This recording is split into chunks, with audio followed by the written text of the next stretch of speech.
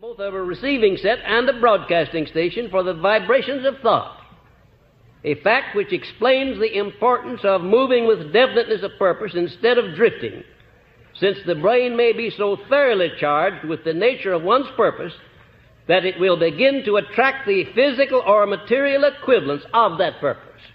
Get it into your consciousness that the first radio broadcasting and receiving set was the one that exists in the brain of man.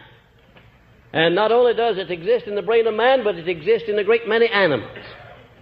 I have a couple of Pomeranian dogs, and they know exactly what I'm thinking sometimes before I know. They're so smart. They can tune in on me. They know when we start off for an automobile ride whether they're going or whether they're not. Don't have to say a word, not a word, because they're in constant attunement with us. Your mind is sending out vibrations constantly. And if you're a salesman and you're going to call on a prospective buyer, the sale ought to be made before you ever come into presence of the buyer. Had you ever thought of that? If you're going to do anything requiring the cooperation of other people, condition your mind so that you know the other fellow's going to cooperate. Why? First, because the plan that you're going to offer him is so fair and honest and so beneficial to him that he can't refuse it. In other words, you have a right to his cooperation. You would be surprised to know what a change there will be in people when you come sending out over this broadcasting station of yours positive thoughts instead of thoughts of fear. Now, if you want a good illustration of how this broadcasting station works, you need $1,000 real badly, and you go down to the bank some morning, and you've got to have that $1,000 by the day after tomorrow. They're going to take the car back, or the furniture, or something else. You just have to have that $1,000. Why, the banker can tell the moment you walk inside the door that you just have to have it, and he doesn't want you to have it. Isn't that funny? No, it's not funny. It's tragic. You carry the matches around in your pocket oftentimes to set your own house afire. You broadcast your thoughts, and they precede you. And when you get there, you find that instead of getting the cooperation you went after, the other person reflects back to you what? That state of doubt, that state of mind that you sent out ahead of you.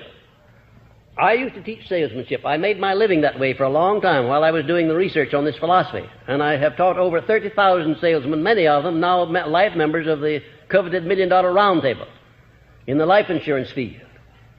And if there is one thing in this world that has to be sold, it's life insurance. Nobody ever buys life insurance. It has to be sold. And the first thing that I taught those people under my direction was that they must make the sale to themselves before they try to make it to the other fellow.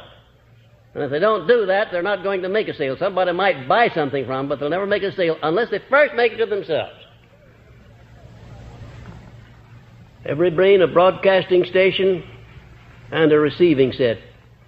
And you can attune that brain so that it'll attract only the positive vibrations released by other people. Now, that's the point I'm coming to and that I wanted you to get. By habit, you can train your own mind to pick up out of that myriad of vibrations that are floating out there constantly. Train your mind to pick up only the things that are related to what you want most in life. And how do you do that? Why, you do that by keeping your mind on what you want most in life, your definite major purpose. So, by repetition, by thought, by action, until finally the brain will not pick up anything not related to that definiteness of purpose. Now, is that a marvelous thought? You can educate your brain so that it will absolutely refuse to pick up any vibrations except those related to what you want. And ladies and gentlemen, when you get your brain under control like that, you will be on the path, really and truly on the beam. Now let's see what are some of the benefits of definiteness of purpose. And first of all, definiteness of purpose automatically develops self-reliance.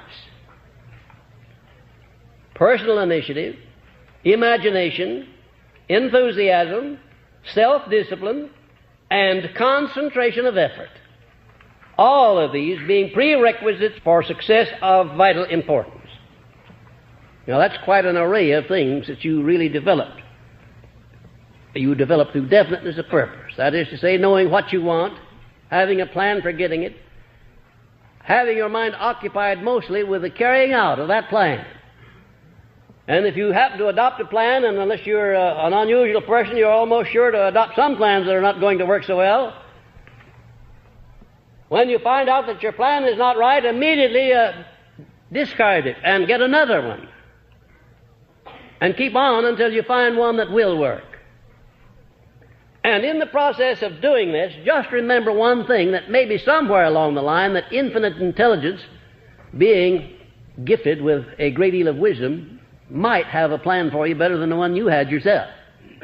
Have an open mind.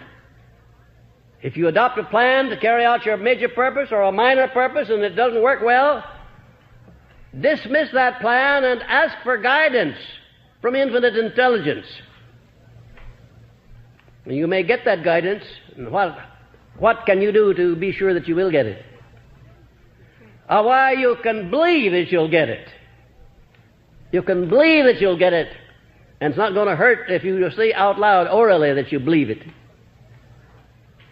I suspect that the Creator knows your thoughts, but I found that if you express yourself with a lot of enthusiasm, it doesn't hurt any. And I'm sure that it doesn't hurt in arousing your subconscious mind.